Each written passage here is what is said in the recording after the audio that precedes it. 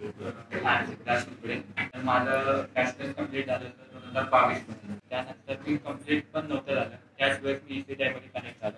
माझे एक रिलेटिव्ह होते, त्यांनीच मला सजेस्ट केलं होतं. त्यांनी डायरेक्ट स्टुडंट घेऊन आले मला की तू डायरेक्ट यांच्याशी बोल. त्यावेळेस मला कोडिंगमधलं काहीच नॉलेज नव्हतं, कारण का मी कोविडमधली बॅचमध्ये पास आउट झाले.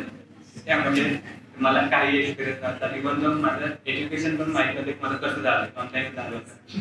पण प्रवीण ट्रान्सपोर्टचं बोलणं झालं माझं की त्यांनी सांगितलं मला की तू IT फील्डमध्ये करू शकतो, असं तुझं टेक्निकल बॅकग्राऊंड आहे BCS झाल्यामुळे. त्यांनी मला फुल स्टॅक जावा डेव्हलपमेंटचा कोर्स करायला सांगितलं. आणि त्यावेळेस मला पहिला इंटरव्ह्यू होता.